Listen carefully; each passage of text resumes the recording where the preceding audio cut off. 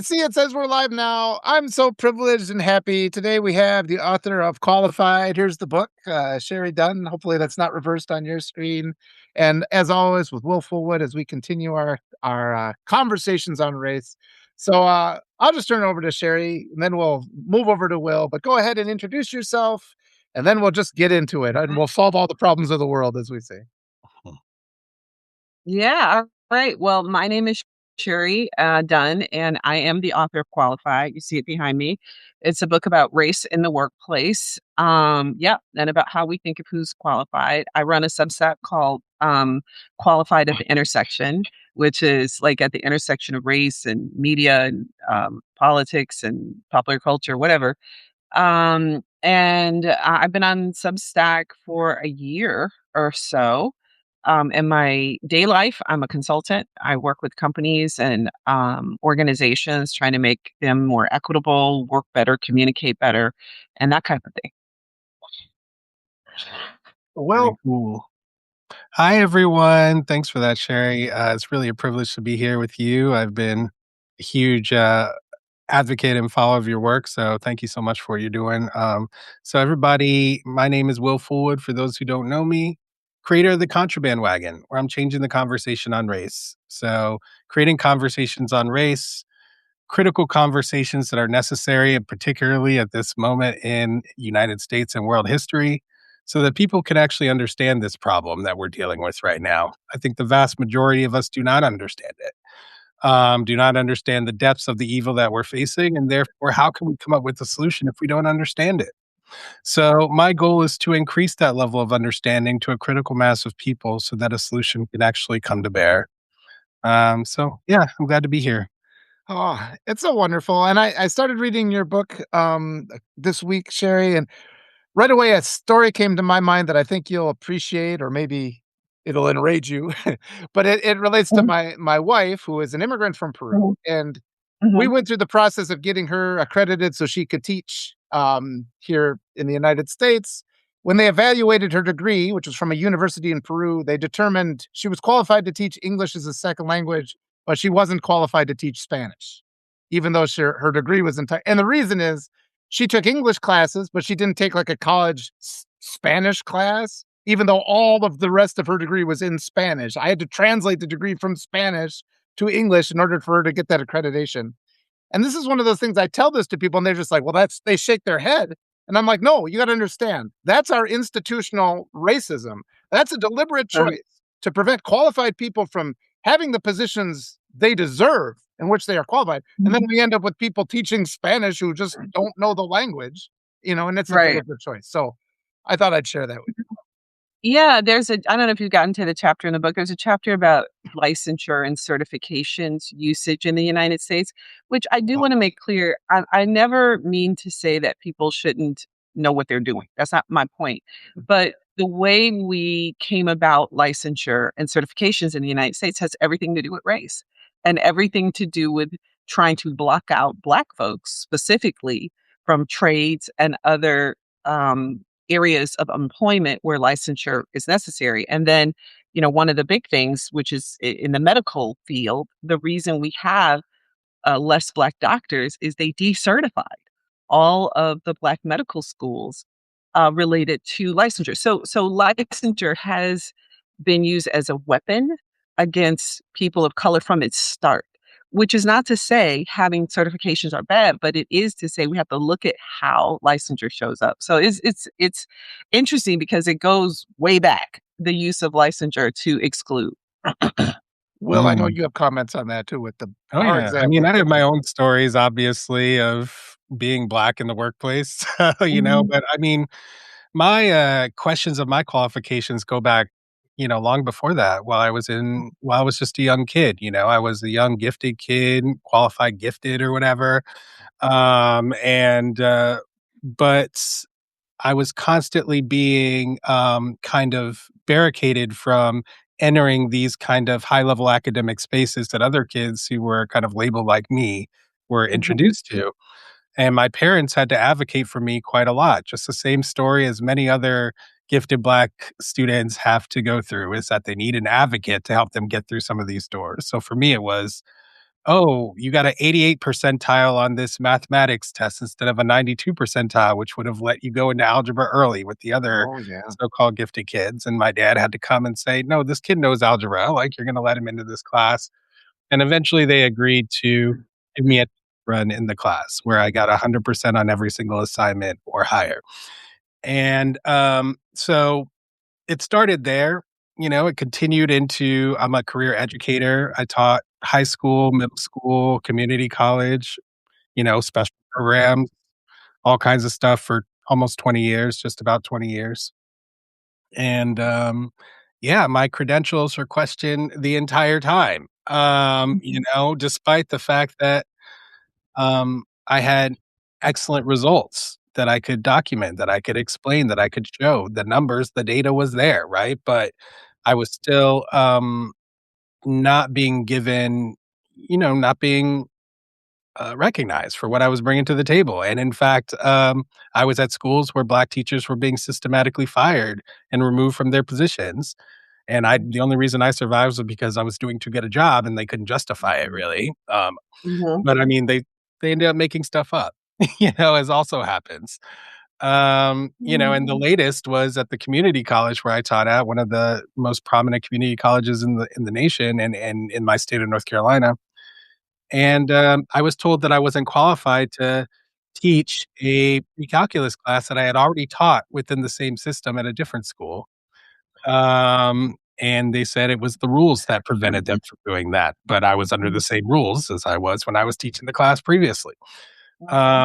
So yeah, just definitely this is something that I've personally experienced. I also hosted a lot of um, panel discussions where I would have the intersection of race in various contexts, like technology, education, law, religion, the arts, any context you can think of, where I would have three different professionals who worked within these contexts talk about their reflections on the intersection of race in those contexts.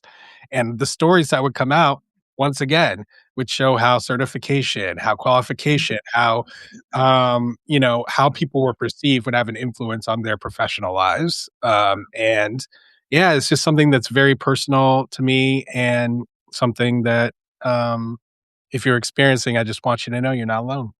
Mm. You're not alone, and there's a ton of data to back up the the fact, you know what I mean? So it's not a lot of people think things are anecdotal, like, "Oh, it's just, you just" no, there's a ton of data showing that Black people have to have more education and experience to get a job, and that they tend to be underemployed, meaning they tend to be in jobs not commensurate with their education experience. So you have, a white person would say a high school diploma in a job, but a Black person has to have a undergraduate degree, or a white person with an undergraduate degree, Black person has an MBA. And I mean, we see that play out right now with Mr. Mark Wayne Mullen, Mhm. who's trying to say that it's classist to talk about the fact that he's a plumber. No, there's nothing wrong with being a plumber. The issue is if I was a plumber and I did not have an undergraduate degree and my only experience had been Yeah. a term or two in Congress, there is no way I would be certified for DHS. And so that thing you see there plays out every day in the workplace. That's the thing. And I was Will, I had to do the same thing with my daughter. They said, "You didn't do good enough to get into algebra." And I'm like, "I wanna see the test. I said, "I wanna evaluate the test to make sure you graded it correctly," which they weren't expecting. And they wouldn't do that, but then I went in and it's like, "Well, what is the number?" And she was, like, off by a point. Then they put her in the class, and she's like, "How'd these other kids get in here?" And so that's the other thing. There's already, because she's like, "I know this kid is not at my level. Why is it an issue for me?" And the lesson is with my daughter, do not take anything at face value ever. It's like, always demand to go in. I wanna look at that test. You claim this is the score, let me see it. Go through it. And she actually was gonna start a petition to allow kids to, redo the grades or retake the tests. Like, kids who wanted to do well in these classes, it shouldn't just be, "Well, you failed, now you got a C," or whatever. She's like, I want a petition. The objection should be that we should be able to learn, we should be able to get our A's, because grade point average is another way you can be held back. But I wanna address something too, because Sherry, you're doing something that I always do too, and that is you have to anticipate these counter arguments that you're gonna encounter. 'Cause I always say, it's like, I'm not against education. I love education. Education is super Right. important. And everybody's in this kind of binary thought process where they're like, evil's over here and is over here. And the reality is, evil is a shadowy reflection of good. They like overlap. So Mhm. accreditation is a good thing. It's important to have a process Pretty by which people, can prove that they're good at something. But what they do is, they're doing the exact opposite right now. They're only elevating people that are unqualified. And I think well, what's really and interesting. just to highlight that, the other thing about accreditation is it's about how it's done and Yes. how it's used. Is it used to exclude? Is it used to actually assess? And the way almost all of our accreditation came to be was to exclude. Yes. And so as a result, that means we have to kind of deconstruct it and reconstruct it. So there are things like language choices or simile or analogy choices that are not rooted in what you know, but they are language excluders. So if you're not a certain social class, a certain da da da, you don't know that language. Oh, then you failed the test. Oh, you're stupid. It's not relevant to what we're supposed Yeah. to be doing, right? So it's that kind of nuance, and as Americans, we don't like nuance, so there's that. Well, We fri we're not friends with nuance. well, That I would actually, go ahead. well, I was just gonna that actually brings up a question I have for you, Sherry, which is, in your work, working with businesses, working with organizations, do you find that the people who are in charge of these organizations, who are decision makers in the organization, are they receptive to your kind of discussion about the culture that they need to kind of shift and change in terms of certification, in terms of assessment, in terms of evaluation? Like, when you say, hey, this language is kind of exclusionary, are they receptive to that? And are they willing to make changes? And have you been in scenarios where that wasn't the case as well? Yeah, I mean, I would say it's a mixture. I think, when I work with the organization, I make sure I have senior leadership at buy-in, and I don't generally work with an organization where only the HR brings me in, or only, because they can't manage something this big up. It has to be managed from up, right? So usually I'm working with people who do have authority. I think that, for a lot of people, they feel they're held up by the system. Like they put it off, like, oh, it's hard to change the system. And so they're like, okay, I can change this, but I don't know if I can change all of the system. It's like, no, no, you absolutely can. And I've definitely had people who or organizations where they, listened to the training, did the learning, and didn't change a single system, right? Because either they feel a lot of our life is ruled by inertia. So I do want to say that. And so a lot of what people do is inertia, and it feels overwhelming to people to have to reevaluate. But when I talk to people about something as simple as referral based hiring, which is a uh, almost closed hiring circle. So by that I mean it benefits white people upwards of 80%. So it's almost a closed hiring. And I say, you know what? If you got rid of that or limited that, it would change the dynamic of how people are coming.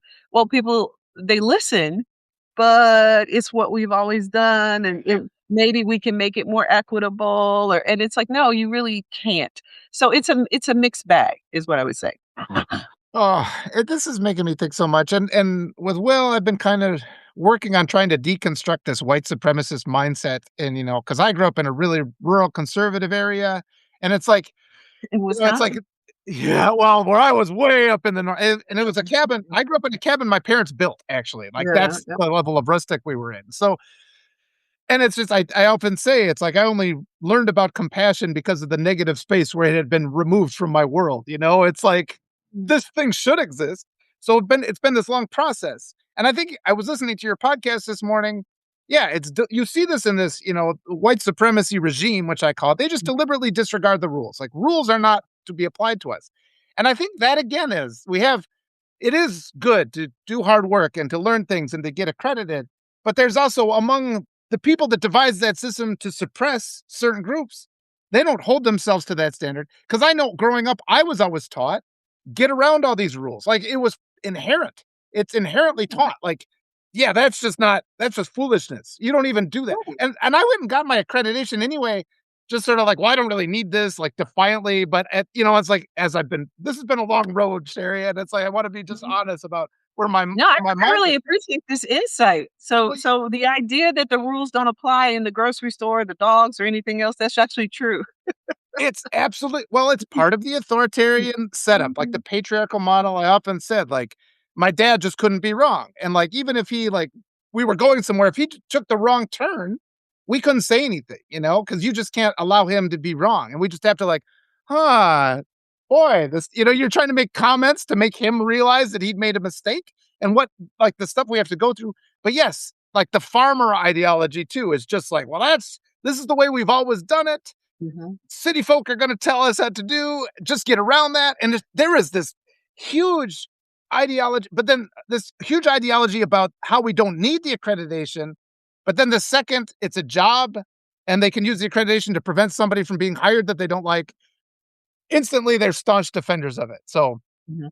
Yeah, I mean, that's the whole thing with this merit discussion right now, right? yeah. Is Yeah. that merit for thee, not for we. You know what I mean? And and I talk about this in the book, somebody in the comments mentioned the bar exam, all of that, the LSAT, all of that, the SAT, starts as a result of Jewish folks trying to get into the Ivy League, and they take this test that's called the military intelligence test, and that test was designed to prove that there's smarter categories of white people. That's what that test was designed for, and they use that test to become the basis for the SAT. So everything we see about accreditation is just what you said.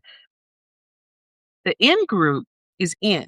I call it the tall boys. They're in, they're in.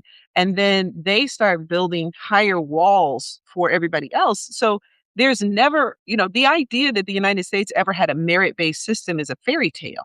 We've never had a merit based system. That's ridiculous. Our previous system was access based, and rules were meant to be broken for some.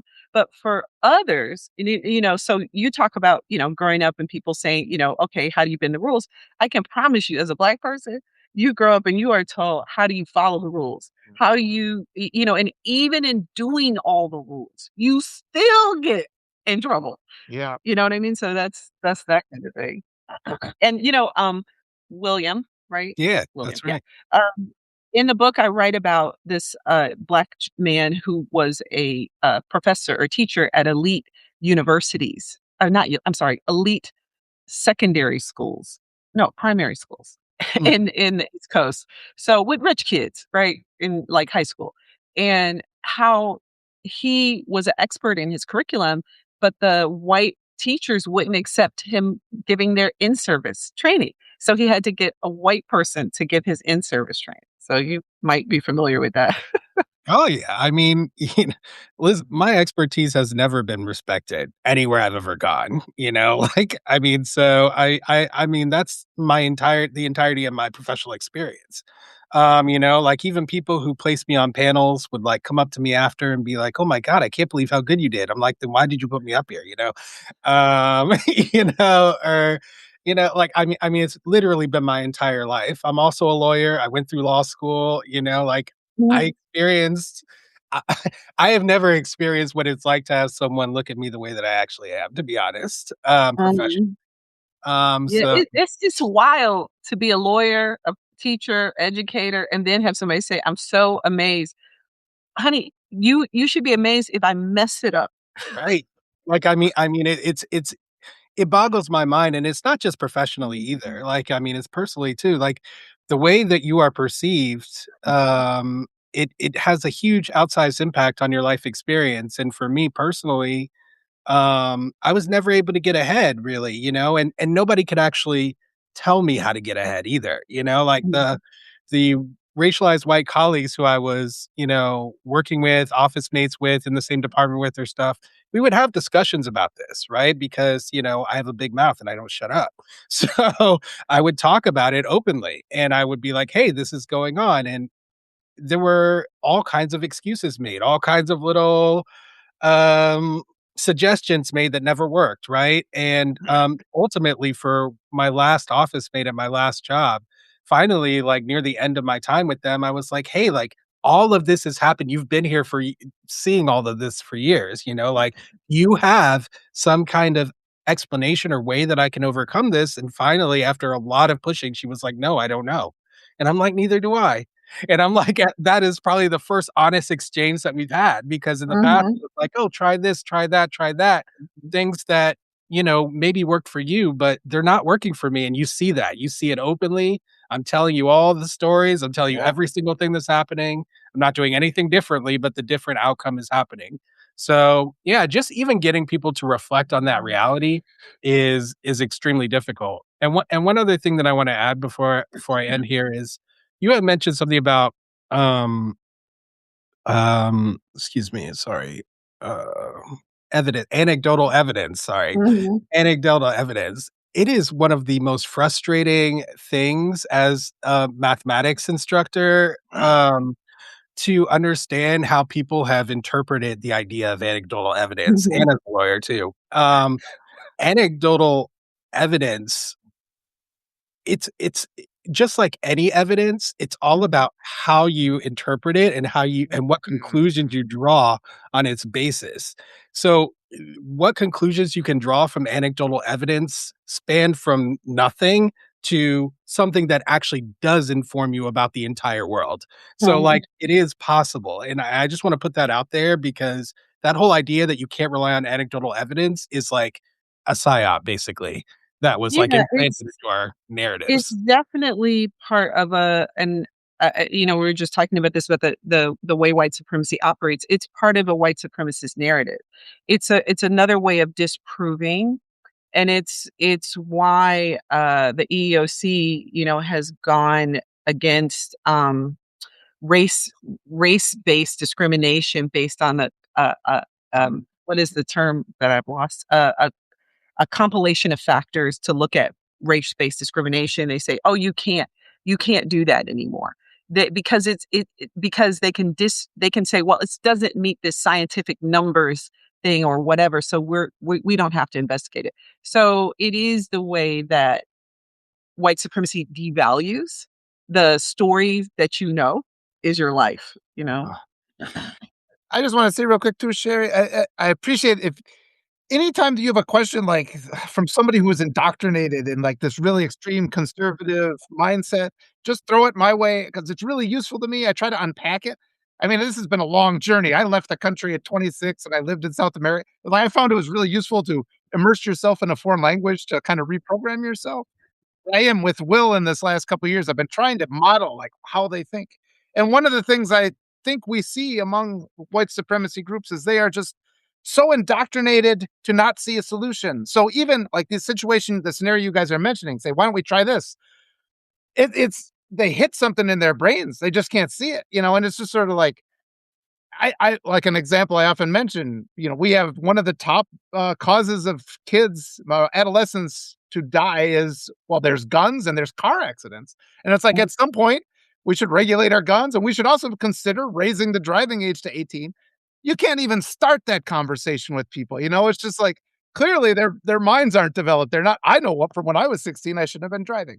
It's a non-starter, and it's just so much of like when I talk to my daughter too, and she's just like, "Daddy," if I tell her to do this course of action, and she'll say, "Daddy, it feels like I'm cheating the system." And I'm like, "You have to cheat the system all the time."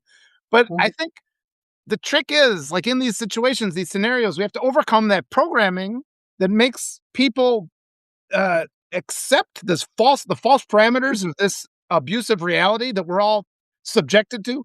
We're stuck in these false parameters and we're not even allowed to challenge those walls. And there's resistance to even taking steps in that direction. So that's the thing that I'm trying to Well, figure I tell you a book, I have this really which book is this here? Dying of Whiteness. Have you read this book yet? I have That's not yet. Perfect. You need to read this because Yes. that just talked about everything you're talking about. So these 2 white men, so just to be clear, these are white people.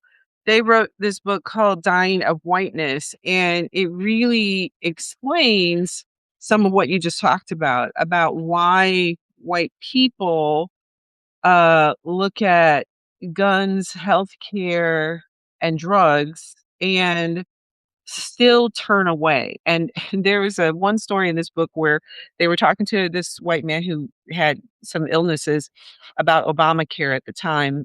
I think President Obama was still president.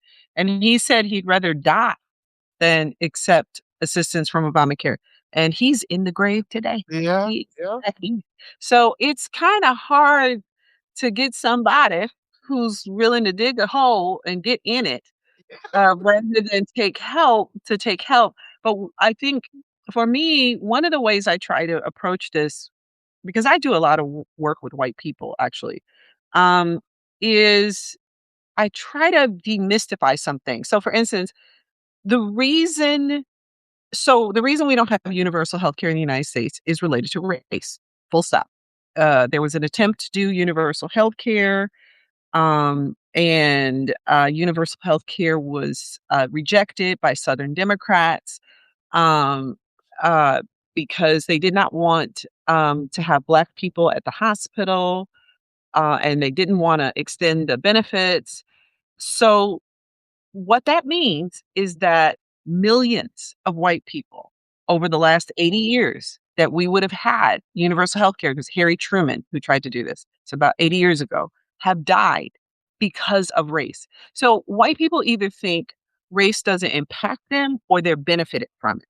Mhm. And yes, there is definitely some marginal economic benefit depending on where you are, but we hide from white people the true devastation that racism actually does to their lives, Mhm. and we allow them to position it as a win-loss for them in maintaining the status quo when it's really not, right? And so in Dying of Whiteness, they try to get at that with people, and I think it's difficult to come at it from, "Oh, let me explain to you, Black people are human," because that's a long road of discussion for people. But trying to tilt it more, and this is Yeah. just in nature, Yeah. toward Yeah. people understanding their self interest in changing the system and shifting the self interest equation Yeah. might help some people. I mean, it's not going to help everybody, but Well, Sounds familiar, right, Walter? of course, yes. Well, we're covering this a lot, so it's beautiful. I love it. But Yeah. you're continue. Yeah, Sherry, it resonates with me. That's kind of a big part of the work that I do. I try to tell people that white male supremacist indoctrination negatively impacts all of us, including Mhm, racialized white people. And mhm, yeah, you're right. It's hidden. It's a hidden truth of our society and world. mhm, And yeah, I think it's very, it works to help people introspect. I think racialized white people have been trained not to introspect. mhm. Yeah. And so, yeah, just opening those doors which have been closed through indoctrination, that's what we have to do. It's kind of the only way that we can change things.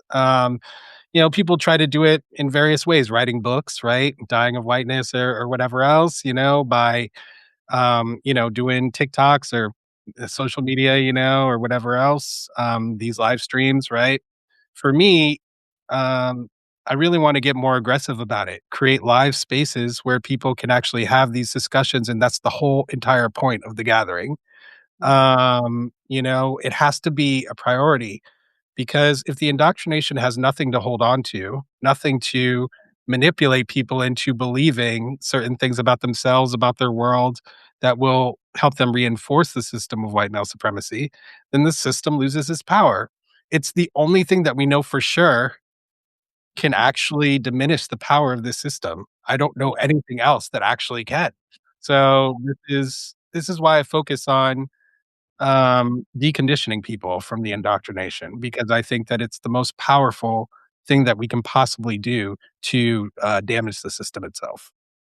Yeah, I think that's really, really important because we have been taught it's a either or, and and we don't explore that other road. And actually, some people would say when you try to explore that other road, that's when things get real.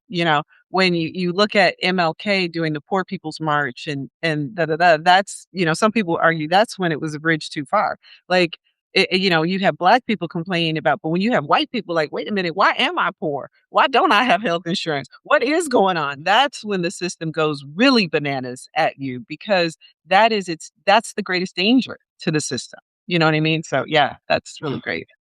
Yeah, that's constant frustration I was talking about with Marlon Weems, because so often I'll be talking, because I try to bring these messages to the white community, some places that I can go, and I'll just get that face of, like, the face just shuts off, and they just give you this kind of smirk of, "I'm not listening anymore," and it's like, I was asking Marlon, I'm like, "How do I get through that?" He's like, "Think of it from my point of view." He just started laughing. But there's a point in your book I wanna mention, because it talks Mhm, about Jim Crow etiquette, and mhm. point number 4 says, "Never lay claim to or overly demonstrate superior knowledge or intelligence." And I think that comes up. I mean, this we see education that's constantly under attack, and I know growing up in my conservative area where first of all, you do good on it, and, like, you do well on these exams, and people kinda get mad at you for that, like, you're a constant threat for those kind of things. And that ties into a lot of these other, where you're never allowed to point out the flaws of the patriarch, and Mhm. you're supposed to believe a delusion instead of the evidence of your own eyes that this person, and we see that again and again in our government today. The guy's a failure. He's clear. He fails every day. And people will tie themselves in a knot to find excuses for that. And I think that's an avenue too, because everybody gets frustrated with that at some point. Well, You you agree? point out something very interesting about that. So just to explain to folks, Jim Crow was laws and etiquette. So there was the Jim Crow law, and then there was the etiquette that went with it. So there's this section he's reading from a list of Jim Crow etiquette. So we think of Jim Crow as you got to get off the street, you can't drink water fountain, but it was actually also intellectual. And one of the elements of Jim Crow etiquette was never display superior knowledge to a white person in any format, in public and private, in any way, and because it could get you harmed or killed also. And so what it did was it put black people in a situation where they had to pretend not to know things. And then the perverse craziness of this is the same white people who threatened them at threat of death to not know something said they were stupid. Like, dude, this is insane. This is like a horror movie Twilight Zone episode. Like, I don't show you know more than me. Ha ha, look how stupid you are. I mean, this is ridiculous. But your point is that it comes from this white patriarchal uh, mindset that's even bigger than the etiquette. It extends to their home. It extends to, Yeah. driving around in circles. It extends beyond that because of this inability to be challenged and Yes. to grow and to be reflexive. You know what I mean? So yeah, it is interesting. And so when we think about black folks today in the workplace, that is a through line. That Jim Crow etiquette never displayed, it is a through line to, William, to the guy I interviewed in the book, who the white people in their offices, they wouldn't say they never heard of that Jim Crow etiquette, but somewhere in them, Yeah. there is something quite offensive about this black man knowing more than them, right? That ties back because we live like that for hundreds of years. We've only lived like this for about 50 something years. Yeah. Yeah. For hundreds of years, we had a certain expectation, and we passed that on either genetically or psychically, or we pass that on. So when we today feel that pushback about our intelligence, it's still that Jim Crow etiquette. It's still that. So it's interesting. Yeah. Yeah, and that legacy feels like a boulder. I'll tell you Yeah. that much. Like, I know I was carrying that around all the time, and I felt the pressure from every side to make myself smaller, to make Mhm. myself Yeah. lesser, and, it's unsettling as a child to be able to Oh perceive yeah. and feel that. Oh yeah. But yeah, I mean, really great point, Sherry, about everything. I had some things I wanted to say, but I can't think of them right now. But Oh, I just want to say about the child thing. I talk about this in the book, and it happened to me too as a kid.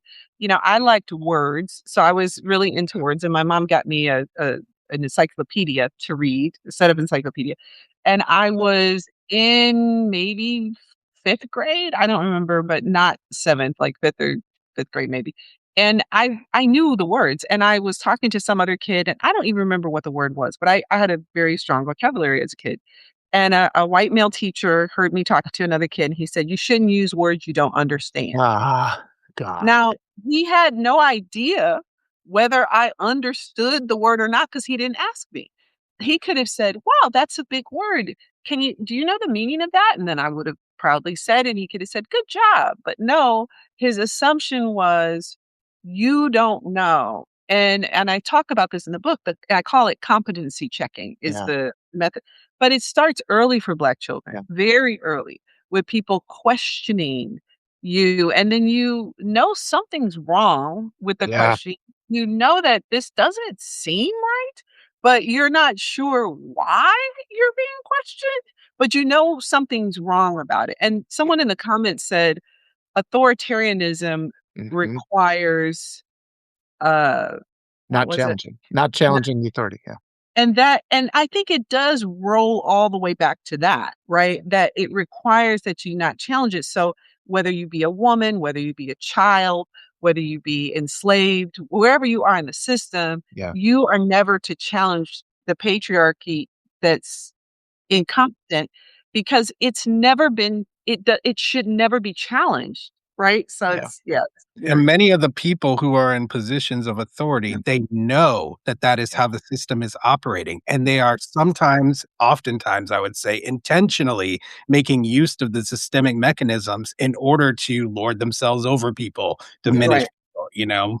I wanna add, did it ever occur to you that that teacher didn't know the definition of that word, Sherry? My guess would be the teacher didn't know the Oh, word. I'm sure that could be it, but as a kid, you're just kind of Yeah. stunned that an adult would and we were coming in from recess or something, like, "Why are you first of all, why are you listening to my conversation?" Yes.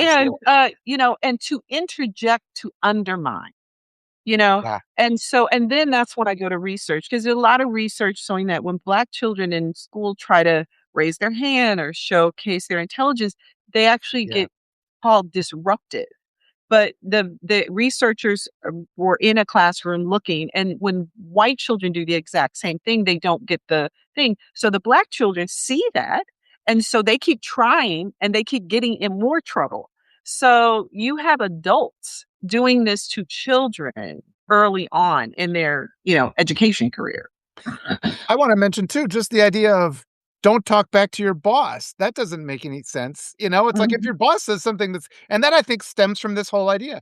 Don't demonstrate you know something more than your boss does. That's foolish. Your boss needs to be listening. It needs to, number 1, hire the best people, and then number 2, listen to them. But so often, I know basically every job I've ever been in, it's, Mhm. the boss just is deciding to do something ridiculous.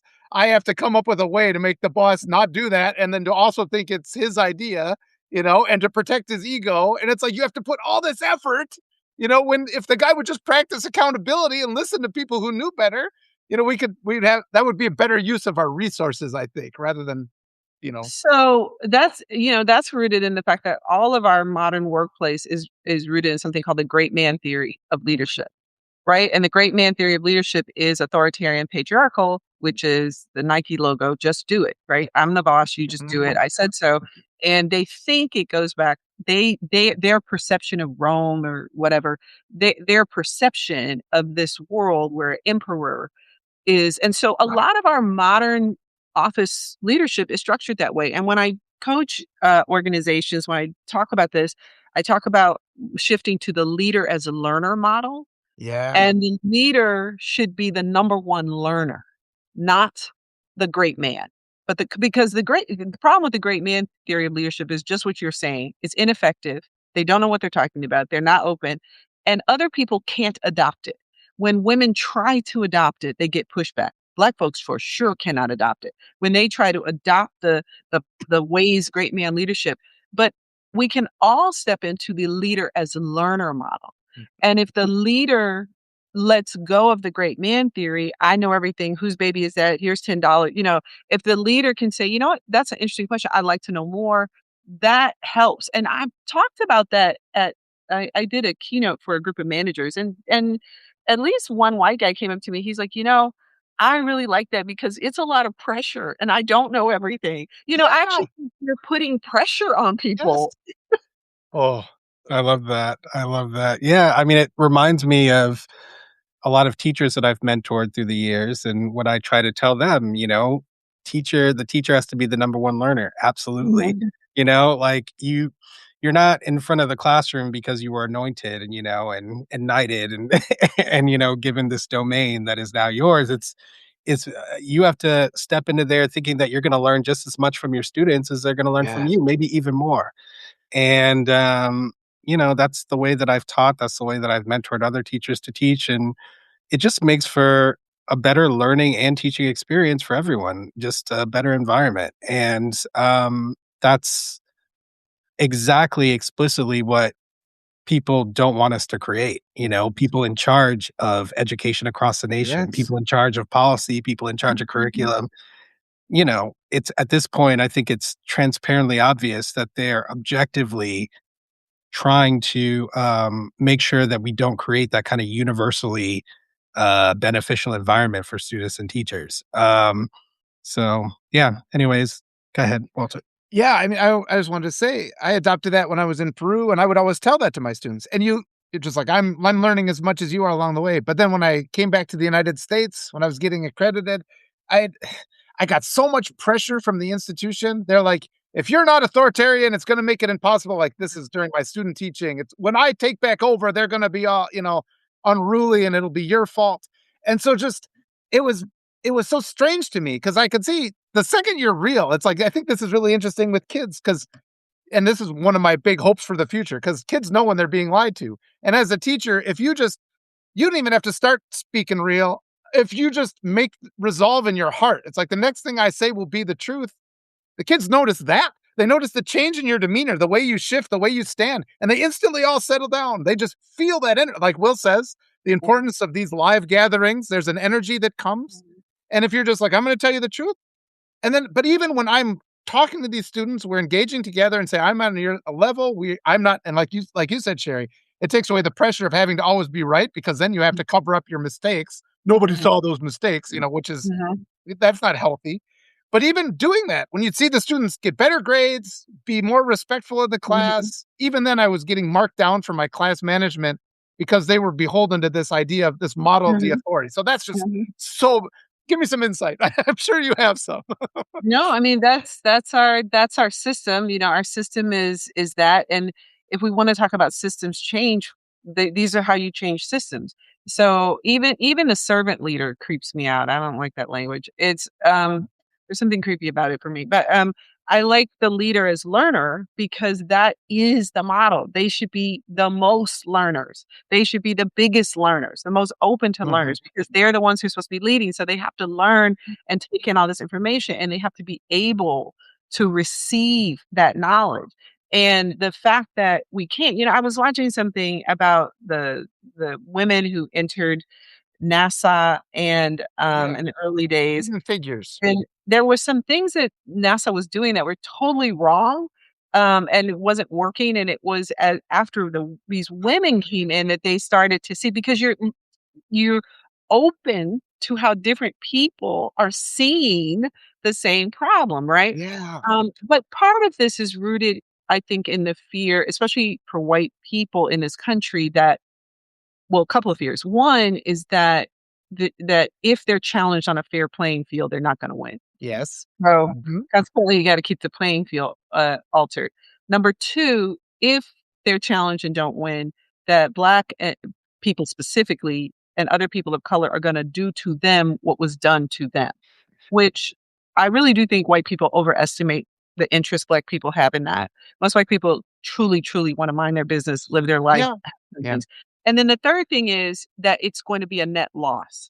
And that is another one of the things that I think it's important to challenge. In other words, the idea that if they hadn't have bombed Black Wall Street out of existence, that somehow that satisfied their superiority of those people in the community. And it would be so interesting to do an economic model to see what they potentially lost. In other words, let's say Black Wall Street had been allowed to flourish. How many white people could have got jobs, better jobs in that community? How much more expansion? We don't see the expansion of Black opportunity or opportunity of women and other people of color as a net positive. White people generally see it as a net loss. But what I often tell people is think about how many jobs don't exist because you ran it out of business. Think about how many people don't have the net worth to support companies that go out of business. It's and again, I know some people say, well, you always have to explain self-interest to them. But I think it's human nature. You do have to explain self-interest to people. And I don't. So I think that a lot of the psychology is based on some faulty thinking about the net loss that would happen. Yes, if the ground shifted and it was equal, white people would not hold the majority of positions of power, which they do. And the only reason they do is not because they're the smartest or best, but because they are protect their power. But does that actually mean it would be a net loss in their lives? That is the question I'm trying to, get at. Yeah. I mean, it's such a good point. And one thing that I want to highlight there is that all of those narratives that you mentioned, you know, what might happen if these things Mhm. are imaginary. These Mhm. things are imaginary. They do not exist anywhere in reality except for in these people's minds. Yeah. And so ultimately, for me, I'm not even trying to I'm not even trying to deal with people's imaginations, you know? What I'm trying to deal with is getting people to decide whether they wanna accept reality or not. If you don't wanna accept reality, if you want to live in willful ignorance of, if you're a racialized white person, you can do that, obviously, right? The world has been set up for you to do that. We have a president doing it in front of all of our faces. So, I mean, you can live that way. But I know that there are many racialized white people out there, okay, who are suffering under a system of this mythology, Right. under these narratives, and Right. they know that they're suffering, but they don't necessarily know how to place their suffering, how to understand their suffering. And so those are the people that I want to target, uh, uh, and anyone, right, who is feeling the negative impacts of these delusions that kind of run our Yeah. lives, in this country. Well, but they are told that they're losing because of gay people, Yeah. trans people, the 0.01% of population is trans, and they're losing because of immigration, which is the case in front of the Supreme Court Yeah. today. And then somebody said, in the comment that the net loss, if we all we value is money and power, then yes, it's a net loss. I still argue that the money part might not be a net loss. You I might have agree. a harder job. Now, the power, if by power you mean I want to look around and see only white people in positions of authority, then yes, that might be a loss. But as it comes to money, I think that's a false premise. We don't know. We've never unleashed an economy to allow everybody in it to participate. We don't even know what that it could be Yeah. great. That Yeah. may be. We don't allow it, so we don't actually know. But yeah, speaking of the faulty premise, it's the immigrants' fault. And the Supreme Court today, the president Ah, is going to intimidate the justices for this oral argument. Birthright citizenship, as many of you know, come about as a result of having to give citizenship to the formerly enslaved because we were not citizens. Well, we were property, so we weren't people. It's complicated, but we the birthright citizenship had to come about to establish the citizenship of freed slaves. So from there then become legal arguments for other folks to validate how does it actually work.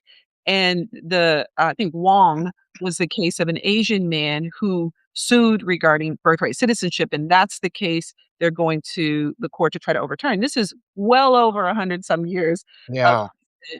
and they are using arguments from segregationists, racists, Civil War anti um, reconstructionists in their arguments, which tells you everything about their argument. These are the legal precedent they're using. And basically, their argument is unless the United States looks white, it can't be the United States.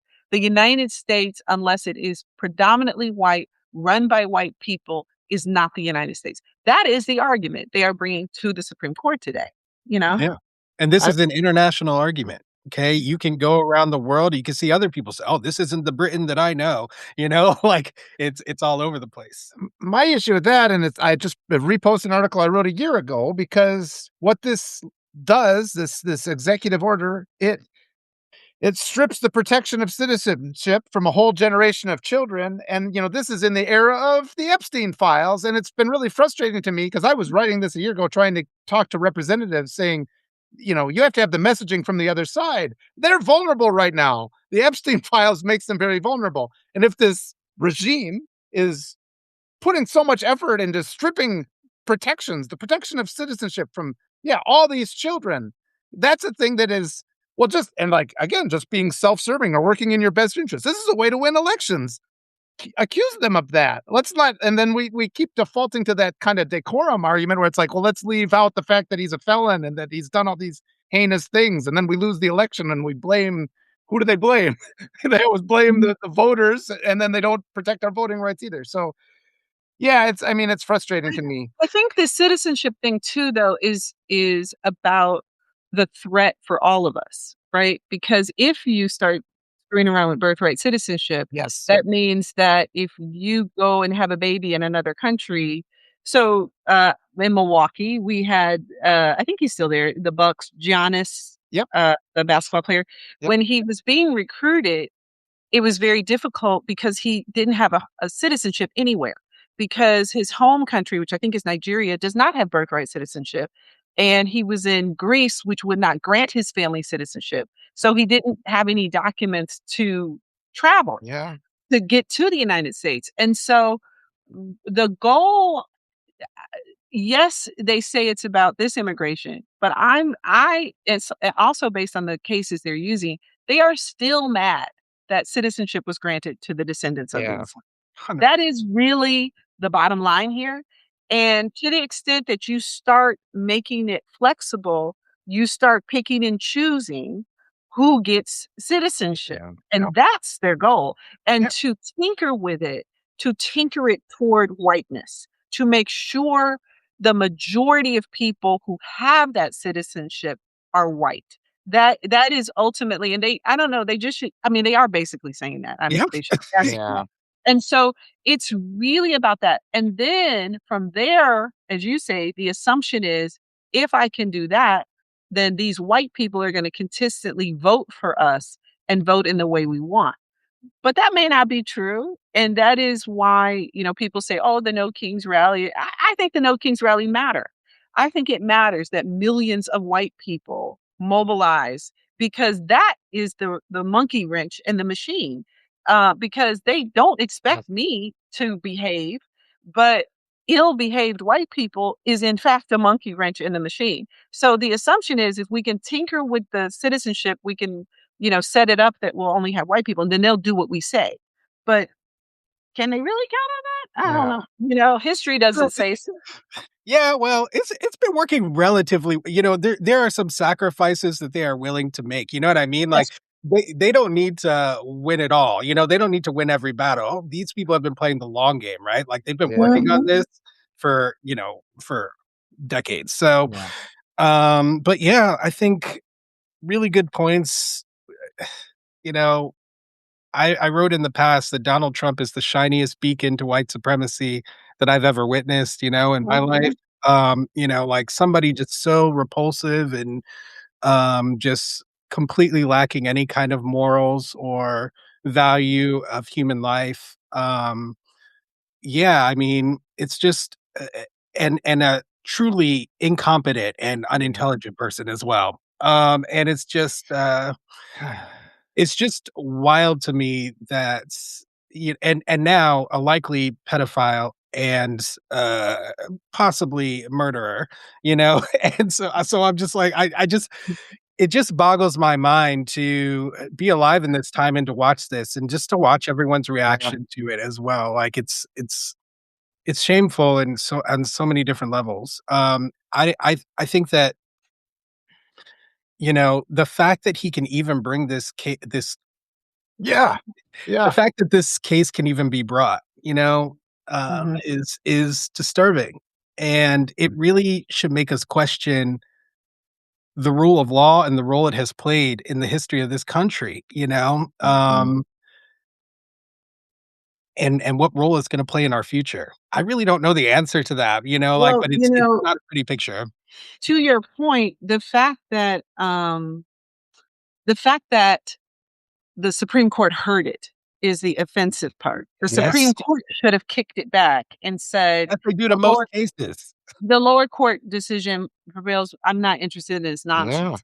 And the fact that they heard it is and the fact that this court, and I wrote about this in some other articles, but really reminds you of the Plessy Court, Yeah. which is the court that brought in separate but equal, also known as Jim Crow. This court has a lot of similarities to the Plessy Court, the majority. And so, yes, it's scary having a Plessy-like court listen to this.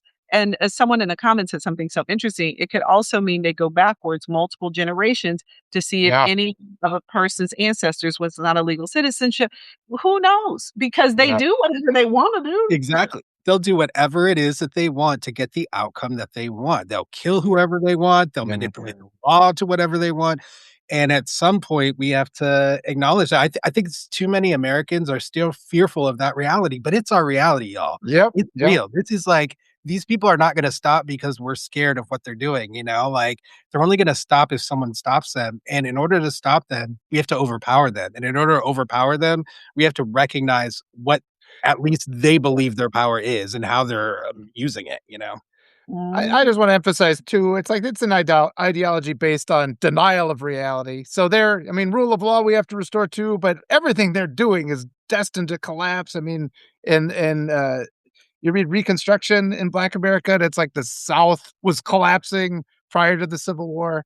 But yeah, we have to save as many as possible. We have to hurry this to the end, and try to have as we recalibrate our society and our hopes going forward.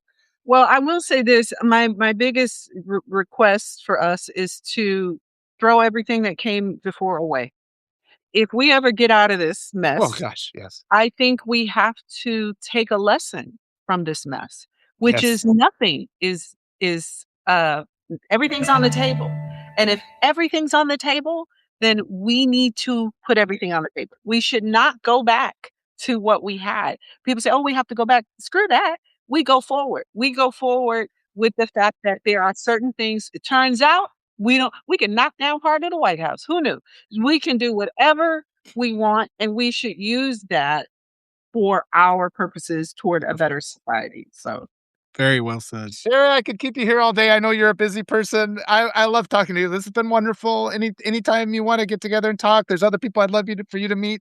But like I say, I always kidnap people and keep them on my chats all day long. So thank you so much for joining us. And thank you everybody so go and much. subscribe to Shari. Yeah, it's been a pleasure. Thank you so much. Appreciate it. Yeah, Wonderful. tell them to subscribe. Sorry, I didn't mean to stop you. Yeah, yeah.